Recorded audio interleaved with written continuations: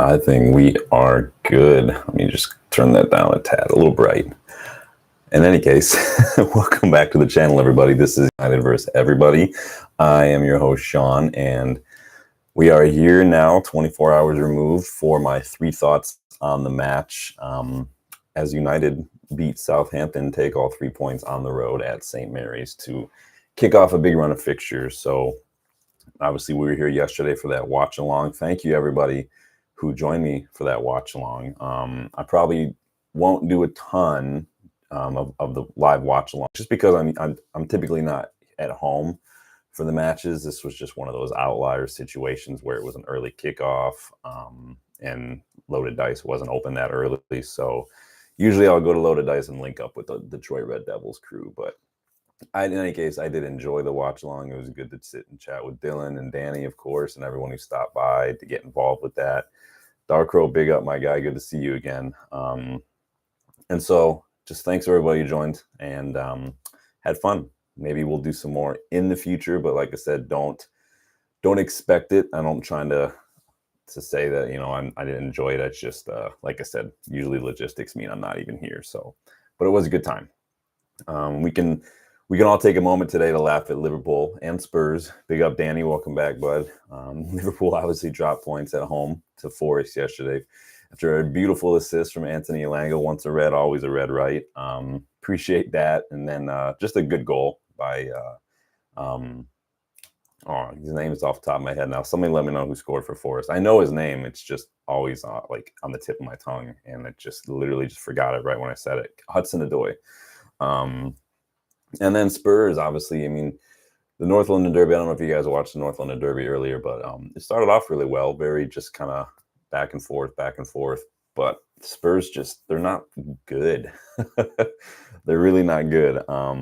Ange Ball is not great. I've said it before. I said it last season when everybody was hyping up Ange Ball. It's new manager bounce. It is what it is. We saw how quickly it got figured out last year, that high line. And today, like, he's just not that good of a manager. Spurs aren't that good of a side. He's basically David Moyes, who plays a higher line. You see how many crosses they put in the box, to see how many how many of those crosses didn't even beat the first man. I mean, Ange Ball is a joke. Raja, welcome back, dude. Darkrow, thoughts on Sancho's performance? I didn't really watch the Chelsea match, to be honest with you. I did see. We'll talk a little bit about Sancho later on. Well, not too much, just because he's not a United player anymore. It is what it is. I think just the transparent, like, just hype fest that we're seeing from the Premier League, from rivals, and even people like TNT or whatnot, over Jadon Sancho, over, quite frankly, what was a performance over in one half for Chelsea was a bit ridiculous, but it is what it is. Raja says, Ange, average coach, maybe not suited. I just don't think he's that good a coach. I think it was just new manager bounce last year, and now you've seen they just don't have good players either. They've got guys like Brennan Johnson and Odegaard sitting here trying to put crosses in the box, and like none of these crosses are even beating the first man. It's just like I said, it's David Moyes with a high line is basically what he is. But it's a little ridiculous that, you know, Ange has got 0 trophies in this league. 1 win out of his first 4 matches this season, but Tenhag's the one under pressure. I mean, it just doesn't make sense. If I don't point it out, who will? But it is what it is. We're going to move on. We'll talk a little bit more about Sancho a little bit later on. Danny says, Gomez, Andre, some pair in mid for Wolves today. Players I wanted before we signed Casemiro, and probably would cost us less than the money we gave to Real. Yeah, there's a lot of good. There's a lot of good defensive midfielders, just midfielders in general out there. We were linked to a ton, obviously. It was a good market for that this summer. But I think just it is what it is. I'm not going to complain about Ugarte. I love Ugarte. We'll see how he does. He looked really, really well. We're going to talk a little bit about that as well. Darko says it's not easy to score against Arsenal in defense. Well, yeah, I mean, and also when Arsenal are pulling people down in the box and not getting penalties called for it too, that also helps them as well. Happened again today. So let's move on to the United match for a little bit, and then we'll touch back on some other Sancho-related stuff. I promise that'll be the last time I talk to Sancho about Sancho later on. But again, we're going to talk about 3 thoughts on the match today. We did come away with all 3 points on the road against Southampton. So before we do get stuck in, though, please, please, please just hit that like button for me. Subscribe to the channel if you are new as well. And we are going to get stuck in with my 3 thoughts on the match. So, number 1, not bad, but not perfect. So if you guys were watching the match yesterday, obviously I hope you were. A lot of good takeaways, a lot of just stuff that probably needs work, and that's normal. I have high standards. It's going to sound like I'm splitting hairs, and it's going to sound like I'm being pedantic sometimes with some, but that's part of it. And you know that any manager is going to do the same. It's about like cool, clap on the back, celebrating the good stuff, but let's focus on what needs to improve and move forward. So for that being said, this first one, I'm going to get a little bit of criticism I have out of the way first. So I know it's never fun to find the negatives after a win, but again, like I said, every football manager is going to do it.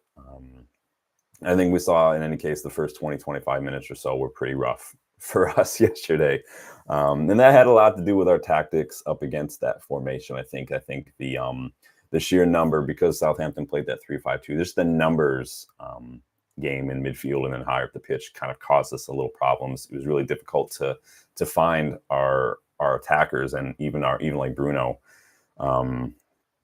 But again, we did kind of attempt a little bit of a 4-2-4, albeit with Xerxes sort of dropping deeper. But the problem was, again, that Southampton, that 3-5-2, kind of always left them an option, like an extra body up front, which was difficult. They always had an out ball there. Usually, that out ball was out wide. Our wingers, if you've been watching kind of the way we press in, our wingers kind of tend to situate a little centrally to kind of block that midfield ball. And then if the ball does go wide, that's the trigger for everybody to kind of start pressing that ball and forcing it back. But when you've got a 3-5-2, you've got extra bodies up there. It always seems to be an extra person, and it does help. It always meant that, again, they had an open man and left our players a little confused on who to pick up. We saw that a couple of times. Rashford didn't really quite know what he was supposed to be doing. Eriksen really didn't quite know what he's supposed to be doing. I'm not picking apart these players. I'm just giving examples of situations where our players were a little confused on what to do. And we saw it specifically on our left side, Southampton's right side. Rashford, again, not really knowing where to cover, who to cover, left Dallo a bit vulnerable as well. And Sugawara was, to his credit, was playing as that third defender, but he was also making a lot of third man runs, which was causing some problems for us as well. It was a numbers game because of the formations. And so Dallo tend to be left on his own. He's got caught too high up the pitch, and it did put us in tricky situations. It often meant that our center backs were also pulled a little wide as well. When Dallo got caught up, Licha had to go cover his man for him. It left us a little bit exposed. So, and I mean, on Dallo, he didn't really help himself with a lot of his errors in the first half. But also Rashford didn't help him, and then the system didn't really work as well to start. So it is what it is. Let me catch up with this chat because I want to make sure you guys all get heard here. Darko says it's not easy to score against Arsenal's defense these days. Well, yeah, I already responded to that. De Ligt was great, Raja. He was great. Raja says when he came, Casemiro did, to be honest, good. He was good. He started. What the problem with Casemiro that first season? He was very, very good, but then the suspension started to pile up, and he missed a lot of matches. Remember, he missed quite a few matches that first season from suspension. And Casemiro's issue is not that he plays too much. It's that when he's not playing, he gets really rusty and he needs to get back up to speed. And once he's up to speed, he's like a semi truck, like a diesel engine. It takes a little bit for him to get back up, but once he's doing, he can run for a while. But it does, and he's never been a fast player, so he's always going to get caught out against the counter. So that we can criticize it and we could say it's a fact, but it's not like he's ever been great at it. But Casemiro needs to just play. Darko says Southampton didn't take advantage of CDM less team. Yeah. Roger says Ugarte was looking good. Darko says, to be honest, it was suicidal lineup without a single defense-minded midfielder. Any other club would have punished us. Yeah, we were talking about that a little bit in the watch along yesterday. That midfield was very, very lightweight in terms of just no physical kind of defensive presence. And it caused us a little bit of trouble at first, but we seemed to hold our own. And sometimes that's the measure of a team that's got that extra little X factor, that intangible, unmeasurable. Like there's no XG for that kind of stuff. There's no like, how can you get yourself out of these situations? Darko says Rashford's goal covering all of his shortcomings. You know what? If he's scoring, no one's going to complain, right? It is what it is. He knows what he's got to do. Ten Hag knows what he's got to do. We'll see We're going to talk a little bit more about Rashford. Dallo was very good, says Dallo, to after that mistake for giving up penalty. Darko says Casemiro's performance against Southampton can't be justified for his errors against Liverpool. Well, we want to move on from Liverpool match. Despite the media and everyone not wanting us to move on from that match, we want to move on a little bit. So on the 3-5-2, we struggled with the numbers again to progress the ball against so many players in midfield. A lot of people think that the 3-5-2 is defensive. They call it a 5-3-2. I tend to think of it as a 3-5-2, and I tend to think of it is very attacking. You are overloading the front end of the pitch. You have a lot of options in midfield. I really like a 3-5-2 formation. It's one of my favorites to utilize if you've got the players for it. If you've got wingbacks who can run all day, then I think there's nothing wrong with that. When we had Dan James, I almost wanted to play Dan James as a wingback sometimes, because not only was he very fast, but the dude could run all day, and he always tracked back and got stuck in defensively too. Dan James could have been a good little wingback in a 3-5-2 system. But again, it did make it difficult for us to move the ball, get it out of midfield. And then we get to halftime. So Ten Hag made some tactical tweaks at halftime, and I thought that it made us look a lot better. So I rewatched the game this morning. If you notice, possession jumped to 61% in the second half. Our press improved the second half because Ten Hag moved Rashford and Ahmad a little wider instead of keeping them centrally. Zirkzee was moved a bit higher when we didn't have the ball instead of dropping a little deeper. Bruno stayed a little bit higher as well. Eriksen pushed forward to join the press as well, kind of taking up that spot that Bruno left. And I thought that Eriksen, to be fair, did really well in that situation as well, especially in the second half. And this was because we were up by 2 goals and we could be a bit more aggressive. We couldn't be too aggressive against Liverpool. We were able to do this time, and it worked out pretty well. But I think what I like most about second half performance is how well we controlled the game. We took care of possession really well. We slowed things down, took care of the ball. We managed the game much better than I've seen us do for a while. And that is, again, another hallmark of a team who's progressing, is when you're able to kind of control that a little bit. It's like watching the NFL. If you got a good running game, that's clock management. If you can control the clock. There was that Super Bowl, I think it was Seahawks versus Broncos. It was like Peyton Manning's last Super Bowl. Peyton Manning barely got on the field because Seahawks just ran the ball the whole time and just ate up the clock, and they did it so well. It is what it is. In terms of some of the other criticisms, Bruno had a bit of an off day. Just his passing just wasn't crisp, taking a little too long on the ball at times. Dallo obviously had that nightmare first half. Too many touches, too hesitant in the final phase overall. And we've seen this a couple times already this season. It's just one too many touches in the final third. People trying to look for a pass to maybe find the 100% shot rather than just taking the shot. Like Ahmad did that a few times yesterday. And I think what it's killing us, because we really could have had a couple more goals in a couple of these matches had we just been quicker to make a decision and not been so cautious and hesitant in that final phase of attack. Thought Zirkzee was lively. Still not clinical enough. I know that he's not going to be the guy who's going to score you 20, 25 goals. He's not this final focal point of attack, but it doesn't matter if he's more of a drop deep, link up striker. It doesn't really matter if you call him a false nine. What you should be putting those chances away that he got. So I need him to do better. I'm not trying to go in too hard, but I would say the same about any player at any club. If you're in that situation, you've got nothing but the whole mouth of the goal to look at, and you put it right at the keeper, I'm going to be critical of that, and I think that I'm justified in doing so. Dallas says, not having left back is going to cost us, says Danny. Yeah, I mean, the problem is not necessarily for me quality. It's just, again, it's fitness and rotation, and again, covering for injuries. I'd like to see some different things against Barnsley. We're going to talk about that probably tomorrow, but I'd like to see us switch things up a little bit. Raja says, Maz did well as left back. Yeah, and I think that Maz is probably one of the best signings of the season. We'll talk a little bit more about that.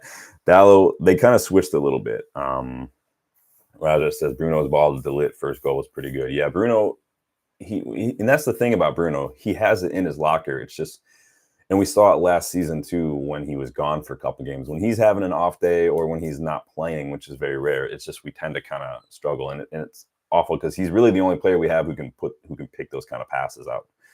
But on Zirkzee, again, not quite clinical enough. I don't know how he can score. He came on against Fulham in the first match and scored with like half a chance, but he's missed a lot of easy sitters almost since. He missed a couple goals against Liverpool that he really should have been doing better with. He missed those chances yesterday that he should have been doing better with. Again, I know he's not that guy who's going to be that number 9, that clinical Holland type number 9, but when you get those chances, you have to put him away. To be fair, his link-up play and his build-up almost does make up for it because he looked really good in the build-up and linking up yesterday, but it is what it is. We talked a little bit yesterday in the watch along how maybe sometimes he can play as a 10 if we needed him to, if Bruno needed a rest, to maybe get him and Xerxes and Højlund playing together.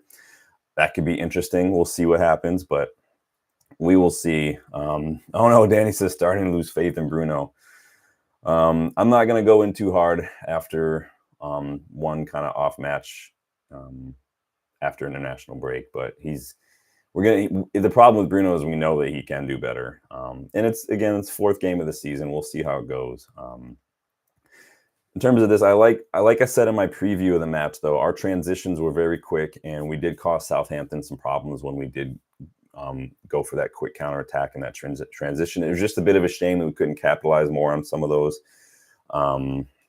But again, like I said, aside from some individual performances in that first half, like from Dallo and whatnot, it wasn't a bad match. Wasn't a bad performance. I think that we can still improve in a lot of ways, even on the positives. But there were positives, so I'm not a complete Debbie Downer in that regard. Danny says, few games have been poor. We'll see by Christmas. Yeah, I think Christmas is probably going to be a good indicator of where we can see. I think we are seeing progress in a lot of the ways, whether you look at the numbers or just some of the phases of play. Usually, we start off strong, and then we Wayne yesterday, it was like the opposite. We started off rough, and then we just started to grow into the match, which was good. It's good to see that. So moving on, number 2. Don't forget to hit the like button if you haven't yet, guys. Subscribe if you're new. Number 2, momentum is key. So I've said it before that big defensive moments mean so much, almost so much more than big goals. De Ligt's clearance was a big moment. Onana's penalty save, big moment, and that proves it. Southampton were all over us for like 20, 25 minutes to start the match. Dallo was having a horrid time, and they really were kind of targeting him because he did look a little vulnerable. Rashford's not going to track back, and Dallo is not a super defensive fullback. But he went from being dusted to giving away a foul to giving away a penalty. But Onana stepped up and saved that pen and completely changed the game. A couple people have spoken about it already, and I'll reiterate the fact. After that penalty save, and this is when the momentum shifted, not only just in the game itself, but mentally, Southampton had 0 shots after Onana saved that penalty. We had 7 shots after that. 2 of them were on target, and they led to goals. It's momentum. It's like tug of war. All it takes is one good tug and a tug of war, and it shifts that momentum. And so I think that penalty save was a big shift.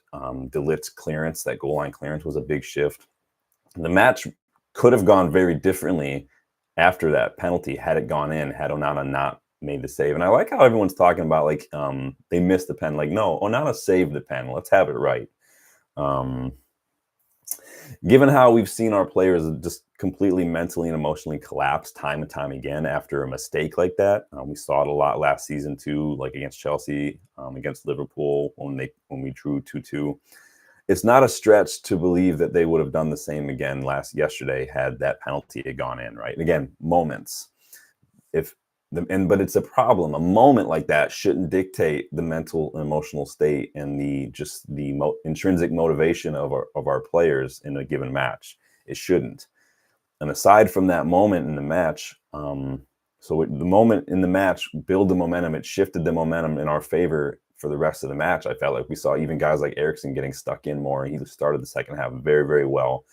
But this win could really be a good momentum shift for our fixture schedule right now, for the next run of fixtures. We talked about that the other day. After a shaky start to the season, we really needed these points. And again, speaking of momentum, we really need these points to be the first of many in this run of fixtures. We need to build on this result, just like we built on that penalty save last night. You saw just, again, the shift in the performance in the players after we did that. It was just it was like a sense of belief kind of flowed through everybody. Darkrow says, did Erik ten Hag do any tactical changes after the pen? We talked. I talked in the first point about how he shifted some things going into the second half. It's hard to change too much in the middle of a match aside from making subs. But second half, yeah, he did put Rashford and Ahmad a little wider instead of letting them centrally. He did kind of shift Bruno and Xerxes positioning a little bit when we didn't have the ball, and then he kind of had Eriksen step up a little bit and put in a little bit more bite. So there were some tactical changes, and then we saw fullback switching around a little bit. So on momentum, though, it's about keeping the momentum going for Barnsley, then Palace, then FC20, and then Spurs at home. Like, let's build on this. Let's not ease off the gas. That's what top teams do. We see it from City every single season. They seem to go on a tear in the spring, and they just start winning matches like over and over and over. They're already like perfect right now. We need that, and this could be a moment for that. This could be the foundation for that kind of momentum. And that's not me saying like I want us to plan all these right now and focus on all these matches. It's just focus on the next match, handle each one as it comes, and then focus on the one after that. It's like running a marathon. You don't focus on how many miles you have left or even how many you've already run. Just get through the next quarter mile, and then get through the next quarter mile after that, and then get through the next quarter mile after that. The foundations that you lay down to build momentum don't need to be complicated. Just like in a match, if you make a couple mistakes, you concede a goal. If you're having a rough time like Casemiro, like slow down, string together a couple very simple passes and build on that. It's not difficult. It's not complicated. Just get the 3 points, see out the result, job done, celebrate, and then get back to work. It's all about focus. Don't fixate on mistakes. Don't fixate on any goals that you concede, and build on that. Darko, would you give Erik ten Hag any credit for the win? Managers should always get a little bit of credit for winning. I mean, he made tactical changes. It was a pressing system. It's okay if your initial tactics aren't working and need to be tweaked. There's nothing wrong with that. I think the bad thing is that if you just stick with something that's not working, and there's nothing wrong with being able to say, okay, it's not working, and let's shift it up a little bit. This is the first time we really come up against a 3-5-2 system, and we saw how our press and how our positional sitting in that resting defense was kind of struggling against the numbers. And so we made some tweaks. It's not that difficult. It happens. Raja says, doing the false CDM trick did tend to work. Yeah, we're all a little worried about the midfield going into it, but it seemed like we got away with it for a little bit. Darkrow, that pen was so poorly taken, it broke the morale of Southampton players, resulting in the demoralized performance, in my opinion. We'll give credit to Onana, too. Saving penalties is not easy. Danny says, we finally seen a high line in second half. Our back four were pinned in their first half. Yeah, we struggled to get the ball out in the first half because of the numbers. We were struggling to get it out.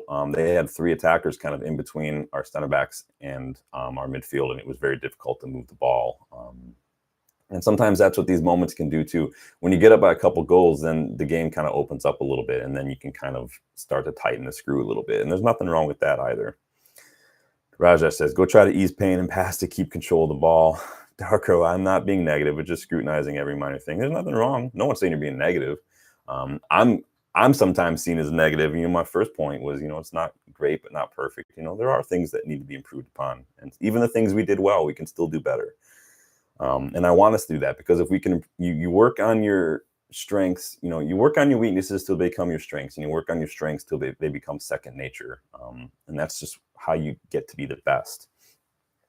Raja, maybe Erik ten Hag needs to listen to Ruud more, Sean. I mean, Ruud's the assistant.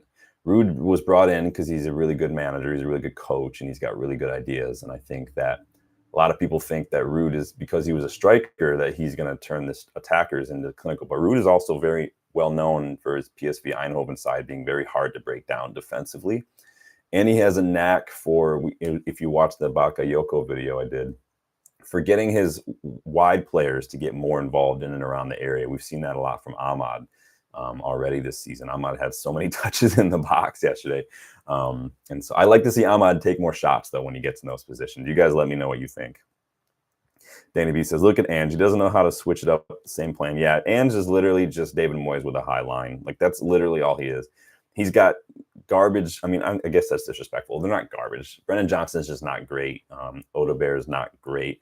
Kulusevski, I really liked Kulusevski when he was at Juventus. He looked bright in his first season at Spurs, but he just hasn't looked great. I mean, it didn't help that he's playing him in midfield today. But Son, without a striker, when Dominic Solanke is not Harry Kane.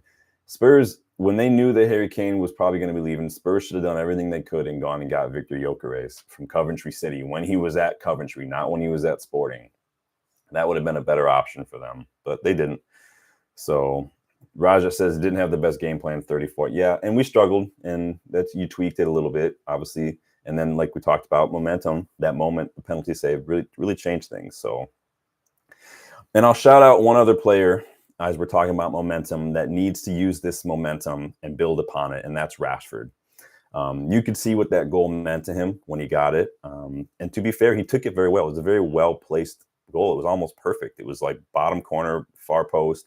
Couldn't have done anything better with that. And this is exactly what Rashford needed to get some confidence in himself. A lot of strikers need that. They just want to get that goal, and that goal can it gets the weight off their shoulders. It clears their mind a little bit. It takes some of that pressure off, and that's what Rashford needed. I need him to be confident in himself. I need him to back himself and trust himself in those moments. And he did what I was wanting, like Ahmad to do a lot, is just take the shot. Like, you don't know what's going to happen, but we keep passing it along the 18, and then it just allows Southampton to get back into their shape, and just more people need to take those shots. So another player, I think, Rashford, for whom a goal or two even against Barnsley could be very, very good for him. And I think that hopefully he can take that goal and really build on it. So what do you guys got saying here? Raja says exactly. There's never a plan B with Ange. Danny B. Werner, thank fuck we didn't take it. Yeah, I think a lot of people were looking at Werner like he was like an Anthony Martial kind of regen. Werner's just not very good. He's very fast, but he's just not good. And so it is what it is. Not everybody's going to be a good signing, but you won't hear anything about that. Dorko says, in my opinion, Spurs were excellent, only denied by Raya great saves and missing half chances. Spurs wide players they're just not good. They were putting in a lot of crosses in the last 20 minutes or so, but like a lot of the crosses were just not very accurate. Some of them weren't even beating the first man. Like, if that's your plan, to put crosses into the box and basically keep your center halves in the box. Like, if you're watching that game, Romero was just basically in the box for like the last 15 minutes to get on the end of those things, because they don't really have a striker. Son is not a striker. Werner's not really a striker. He's like an inside forward, kind of like an Henry or an Anthony Martial kind of thing.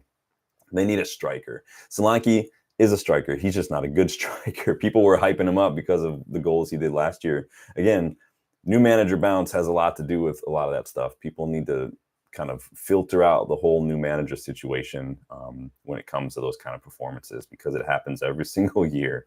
So Raja says, Werner, to be honest, would have done good to go to Liverpool. He presses well in team and runs fast. That's about it. So yeah, basically what Darwin Nunez does.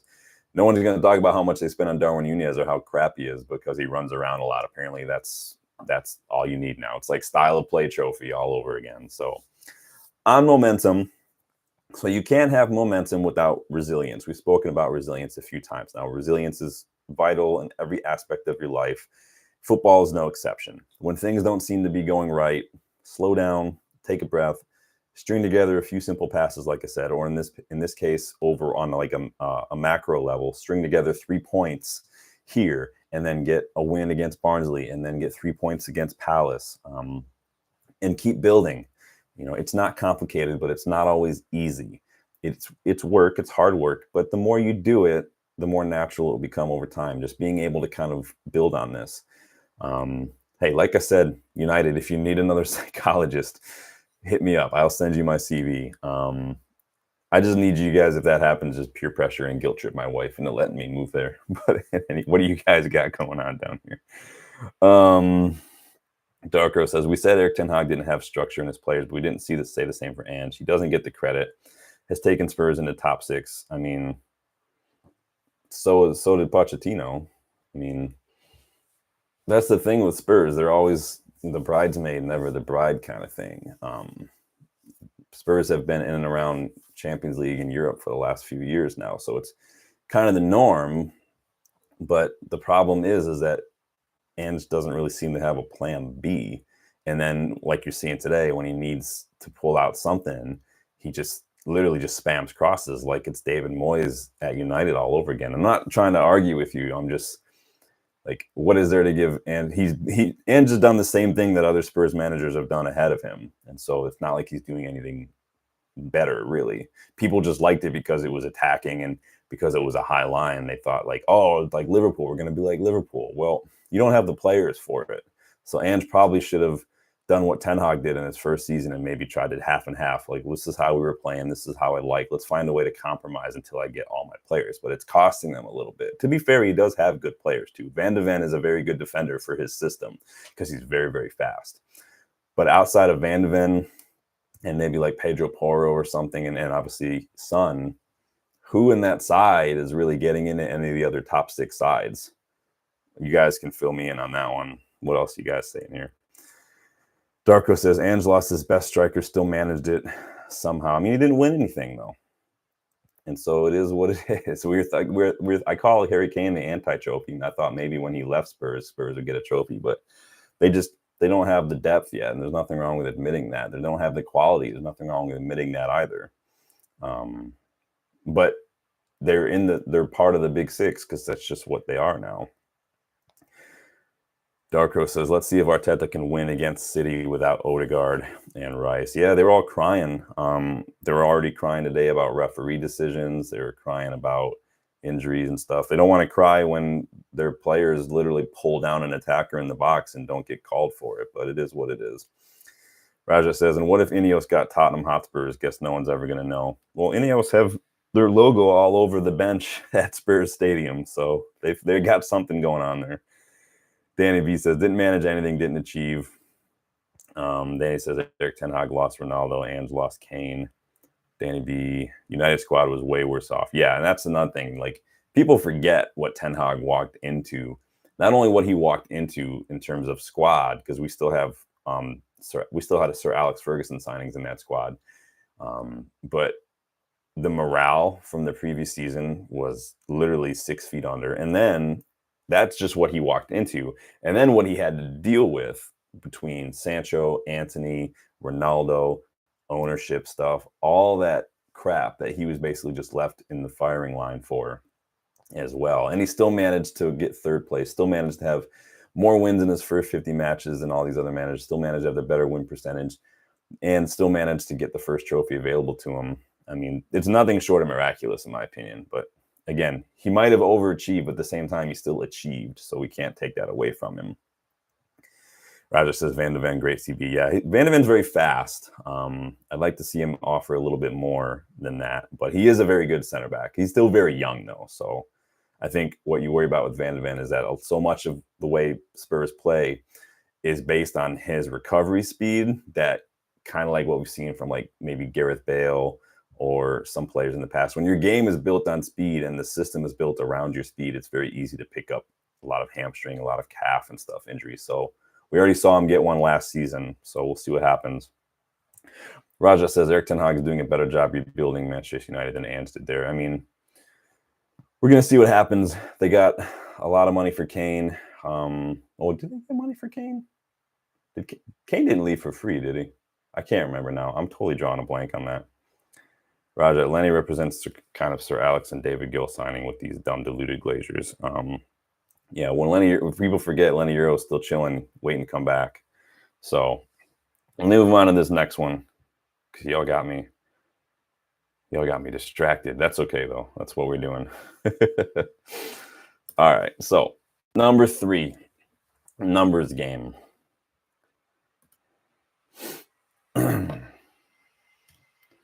So I thought about looking at individual players, but when I started to look at the statistics of the numbers of a lot of our players in this match, it's worth pointing out, just again, as far as progress and about how some of these performances are going under the radar sometimes. It's important to point these out. I've said many times that the eye test and the stats are supposed to work together, not against each other. And several United players had a really solid match against Southampton.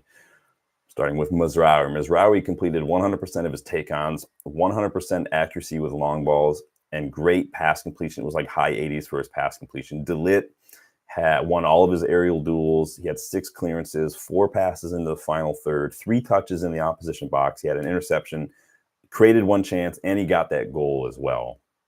De Ligt and Mazraoui have been probably the signings of the window as far as I'm concerned.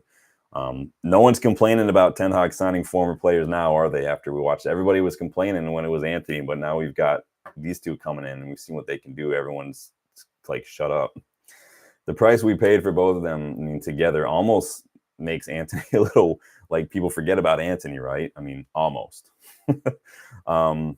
Let's just hope that De Ligt and Mazraoui didn't pick up anything serious. I know Ten Hag said De Ligt has just had a bit of a cramp. I don't think we got an update on Mazraoui yet, but let's hope it's nothing serious there. De Ligt, Raja said De Ligt would be a massive upgrade at Tottenham if they could get that kind of CB. Darko, Eric Ten Hag could have done much more better with his lineups and substitutions again. Yeah, and just because, I mean, I backed Eric Ten Hag doesn't mean he's without criticism. I've criticized him several times in the last year for some of his decisions, but let's not pretend like every manager besides Ten Hag gets every decision 100% correct 100% of the time. Managers make mistakes. It is what it is. Ten Hag has come under criticism from me, from many other people. The problem with the Ten Hag out crowd is they literally flat out refuse to acknowledge anything that he does well or any progress that they see. They literally will just filter it out. And as soon as something happens, we drop a point here or something else happens, they're all over it. And that's how you spot an agenda. I'll criticize Ten Hag, and you can do that with life. You know, it's possible to criticize people and still support them. It is possible. So keep that in mind. Dana B says he likes Van Hecke, Brighton quality. Yeah, Van Hecke is pretty good too. Kane went for about £100 million. Don't know exactly. Yeah, I couldn't remember if Kane was a free agent or if he went for money. Like I said, I've only got so much room up here, and some of it, the information, it's in there, and then it just goes as soon as it's not relevant anymore. So it is what it is. But Spurs don't have a very good track record of reinvesting money when they sell big players. We saw what happened with Gareth Bale. They signed like 5 players, and the only one that was decent was Eriksen. Everyone else was garbage. Who did Spurs even sign? They got like some squad depth, but like they got like Madison last year. They finally didn't they make the Werner deal permanent. Yeah, they just didn't do very well with reinvesting. So Daniel Levy's not actually a great owner in that regard. Anthony says because Anthony made a mistake. Anthony turned out to not work out. It happens. It's impossible to know if a player is going to work out in the league. It really is. He was great at Ajax, like a lot of former Ajax players was. So out of a lot of the Ajax players, the former Ajax players who have been great and gone on to do really great things, we just landed on one of the ones that didn't, and it is what it is. It happens all over the place.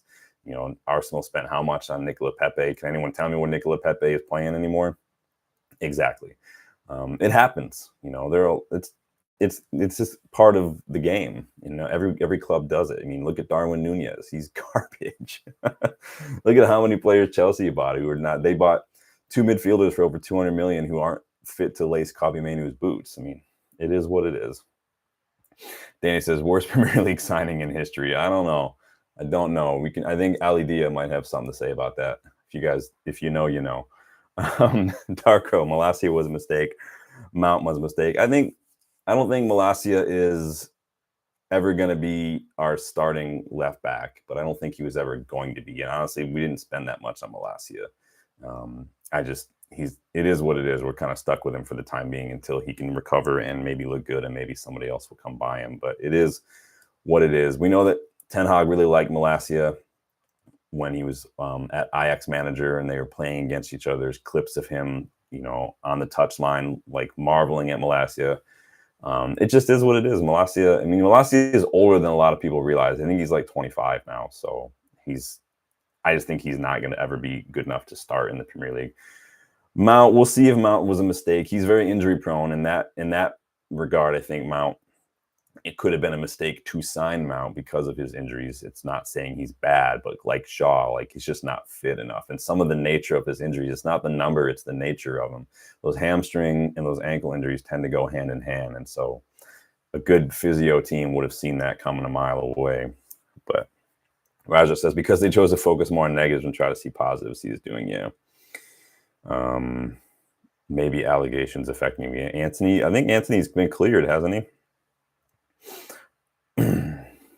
Danny says, one of the worst United have made. I say, well, you don't win them all when it comes to signings. You know, Sir Alex got a lot of signings wrong too. So everybody does now and then. I'm not going to go in too hard. And I think the thing with Anthony that the stick that people like to hit him and Ten Hag with is how much we paid for him, which don't really have anything to do with Anthony or Ten Hag, honestly. So the two things that people are hitting Ten Hag over the head with when it comes to Anthony are the two things about that signing that he had nothing to do with. It's the wages and the price. So that's down to again just the inept negotiation and the transfer strategy of the previous regime. So nothing to do with Ten Hag. So it is what it is. Danny wants to know how long is left in last year's contract. I have no idea how long is left in his contract. Somebody go ahead and look that up. So we'll move on to these numbers games. So moving on. So Dalit Mazraoui, solid games. Signings of the season. Mazraoui might be one of the best signings that we've made, not only in terms of quality, but like we said yesterday, he's like the Michael Carrick of right backs. You almost don't even notice him because he's just doing everything so calm and so just effectively and so smoothly. But he was also super cheap, which is the steal of the century, in my opinion. So moving on. So Amad Diallo quietly has kept his stellar form going. I think he's flying a little bit under the radar in terms of the mass media. Everyone wants to focus on Sancho. No one's talking about Amad Diallo, who is quite frankly better than Sancho. 89% pass accuracy, 9 touches in the box, 4 recoveries, 3 tackles, 1, and provided the assist for Rashford's goal. And that's from Amad. Amad created 6 chances, and I saw Statman Dave tweet that is twice as many as any other player. He now has twice as many chances created as any other United player this season. He's created 10 chances. I think the next on the list is Garnacho, I want to say. And according to Statman Dave, he's currently averaging a chance creation every 26 minutes in the league this season. So Sancho, right? I mean, Amad is streets ahead of Sancho in terms of what he brings to this team. I think that right wing spot at the moment is Amad's to lose. I don't think that anybody else gets in over him at the moment.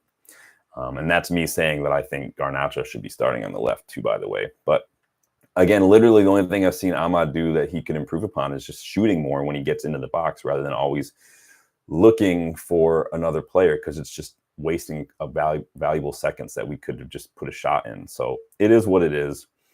Raja says I'm at 5 likes. Yeah, don't forget to like the video and subscribe, you guys, if you are new to the channel.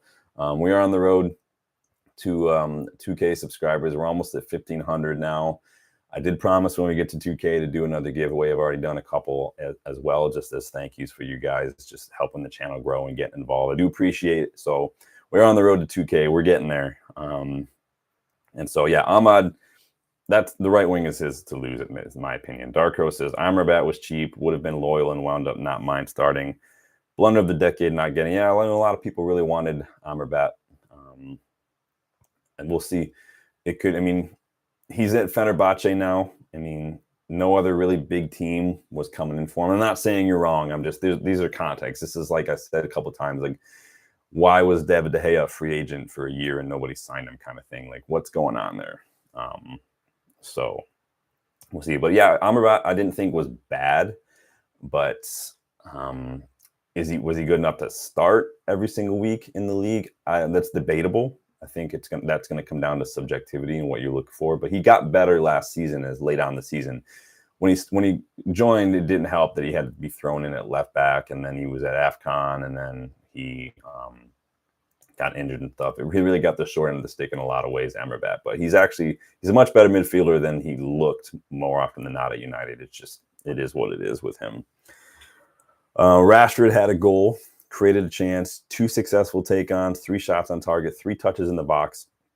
And he was even getting stuck in, and he won 60% of his duels as well. So Rashford quietly had a much better game than we've seen. Garnacho grabbed our 3rd goal in stoppage time, meaning that he now has 2 goals and an assist already this season in 4 matches, coming from as a sub. So that's very, very good.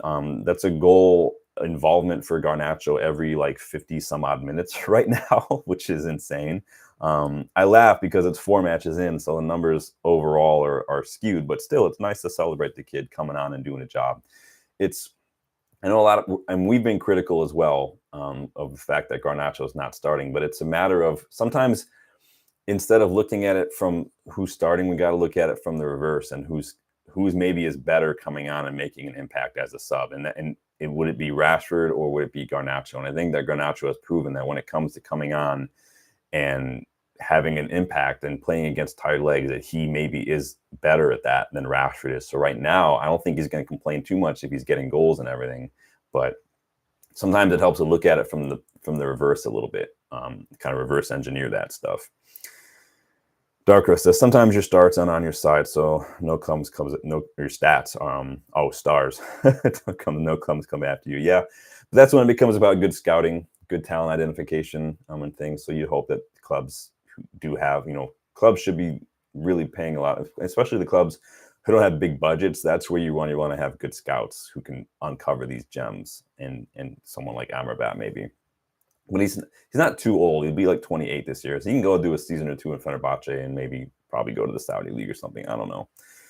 Danny says, hopefully Collier will show us why we didn't need to keep Amrabat, even though I think it would have been good to keep Amrabat. Yeah, I think that, again, budget probably came into it. I don't think we wanted to pay the 20 million of the option, but I think that coming back a little later on. Remember, I did that video too. Fiorentina were willing to drop their price from their stadium situation that's going on. So I think we probably could have got him for pretty cheap. It's just priorities and lack of budget. PSR, we're already seeing that, we've gone over a little bit, so we'll see what happens there.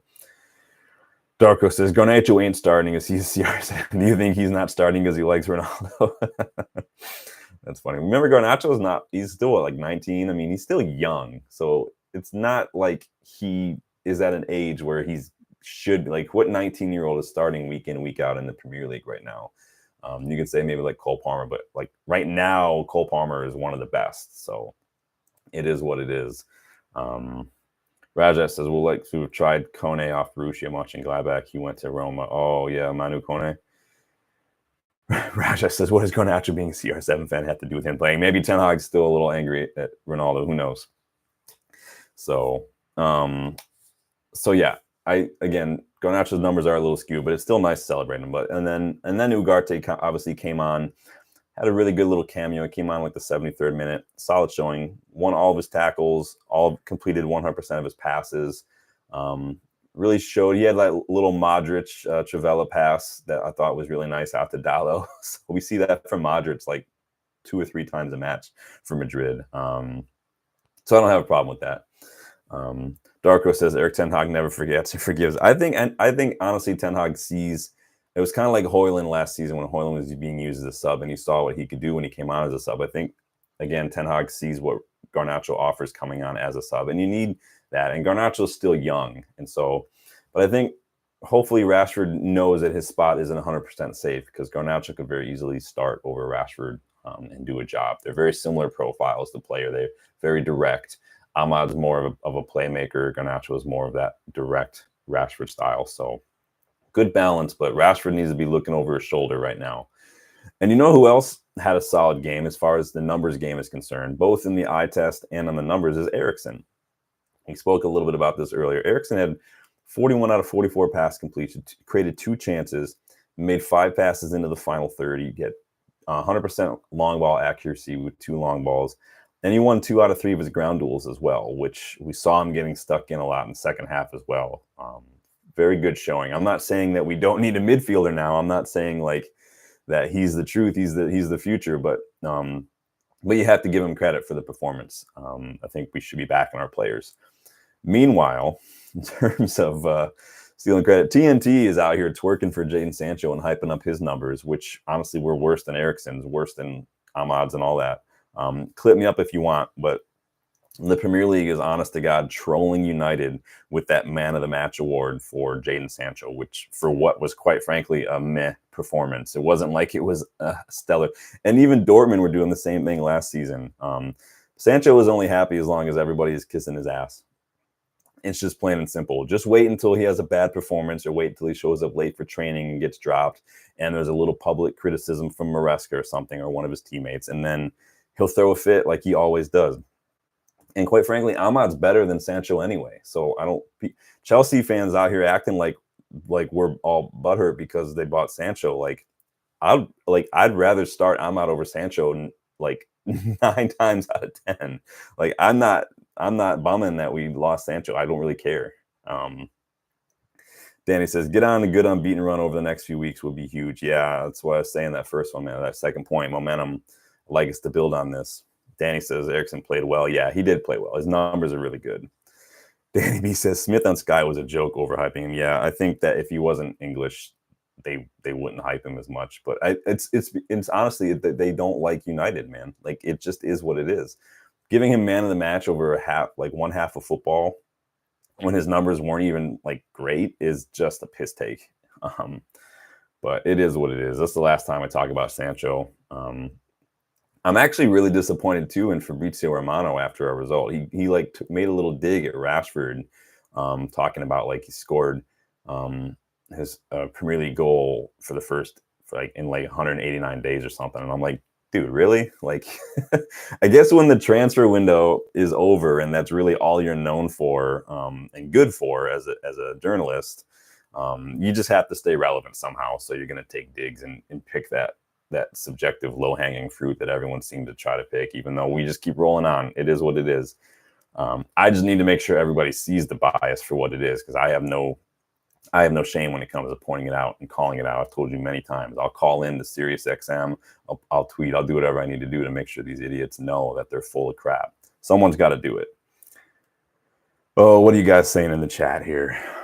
May not have that, but Sancho's overrated as heck. His Dortmund didn't want him back. Yeah, Dortmund sat here twerking for him all last half of the season, and then push came to shove. They didn't want to put their money where their mouth was. So there's that. I don't think anyone's focusing on the fact that we were so ready to get rid of him that we took like a 50 million loss on him just to get him out of here. Like, we don't want you here. Like, we're willing to lose this money to get you off and away from our club, man. Just go away. Go to Chelsea. As far as I'm concerned, he makes Chelsea worse, because again, the moment something happens and everybody's not all over him and fanboying over him, he's going to throw a temper tantrum and he'll be out the door in a year and a half anyway. Raja would have kept Palestri, that keep his man-child Jaden. Yeah, Palestri wasn't bad. I don't think he was quite good enough for what we needed. But it is what it is. Raja says he came to play, 20, 30 minutes? Yeah, I told you, it's just a piss take, man. I'm giving him man of the match. Raja says Jaden signing makes them more overstocked at right wing. Yeah, because they needed more wingers, right? How many wingers does that make that they have now? We got Madueke, they got Modric, they got Neto, they got Sancho. Bully doesn't learn, but we'll see what happens. Darko says he wakes up early in London. I mean, or he's just been up all night playing video games. Who knows? But again, somebody on Twitter the other day, accused basically of Tenhag being brain dead for not backing Sancho, like calling him a fraud. And I'm like, so Lucien Favre was a fraud. Gareth Southgate was a fraud. Nemanja Matic was a fraud. The common denominator in all these situations that Sancho's been in has been Jadon Sancho. He doesn't take things seriously. He thinks that he can skate by on the talent that he has, but talent without mentality, without sacrifice, without accountability and responsibility and humility it's wasted. And we're seeing that. No one wants to take a look at the fact that he's had issues at every single club, but it's Ten Hag's fault. Ten Hag is the problem. Like, no one's pointing fingers at Lucien Favre. No one's pointing fingers at Southgate. No one's calling out Nemanja Matic for when they had a fine system and Pogba and Sancho had to pay a ton of money. It was like 70 some odd thousand that Sancho and Pogba had to pay because of how often they were late to training. But it's Ten Hag's fault. All right. Danny sees, we have space now to go get Bakayoko, Mestan Tuono. Don't get me started on Bakayoko. You know how much I love Bakayoko. If we have Bakayoko, Ahmad, Garnacho, and Rashford, if Rashford gets back, that would be a really good rotation of wingers, and they're all going to get like 25 matches at least every season. So Raja says Bully is very high. I don't know what's going on. Maybe Blueco is a brand of weed. I don't know. Raja says he may well have problems in England. Yeah, I honestly don't think Sancho is good in this league. I think that he's much better in some other league, but I can be proven wrong. He's not our problem anymore. Like I said, it's the last we'll talk about him. So that is going to do it for me and my 3 thoughts on the match. Let me know what you guys thought. Like we said, not bad, not perfect. some struggles that we tweaked and some things that we could improve on. You know, one too many touches in the final phase of play is hurting our goals. Need to be a bit more clinical. I liked what I saw in the second half, tweaking those things. And we need some players to really put in more of a defensive shift on our left side, like Rashford. Momentum, we saw the momentum shift in that match after that penalty save, after that big clearance from De Ligt. Hopefully this 3 points can be a good 3 points to shift the momentum of our season right now. We've got a busy fixture list. We will be back after, hopefully if Erik Tenhag does a pre-match presser about Barnsley, probably tomorrow we'll come back and preview that match, because then we got to turn it right around and do Palace on the weekend. So we'll be here for that. And then, yeah, we looked at the numbers. Everybody had a really, really good game. New signings have been great. Ahmad is probably our guaranteed starting right wing at the moment, if in my opinion. So we'll see. You guys let me know your thoughts on the match. Don't forget to like the video. Don't forget to subscribe to the channel if you are new. Like the video if you're happy about getting the 3 points. Yes, it was Southampton. Yes, they're bottom of the table, but still 3 points is 3 points. And you can only play who's in front of you. Everybody's got to play Southampton. So basically, if everybody else beats them, you're saying that there's no point in celebrating that as well. So it is what it is. You guys enjoy the rest of your weekend. I will probably see you tomorrow for that Barnsley preview. And then we keep rolling on. Hopefully we'll get another win, get some momentum. Hopefully we see some rotation. So we'll talk a little bit about that in that preview as well, who you guys would like to see in the starting 11 and whatnot. So get your thoughts in, prepared on that. We'll come back and talk about that probably tomorrow. But until then, yeah, Danny, it could have been 4 or 5 easily yesterday if we just been a little more clinical. Xerxes could have had a couple goals, honestly. So you guys take it easy. I will see you guys tomorrow. And thanks for stopping by today, everybody in the chat. And thanks everybody who stopped by yesterday on the watch along. It was good fun. See you guys later. Rever, good to see you, man. Good for popping in. I'll see you guys later. Have a good one.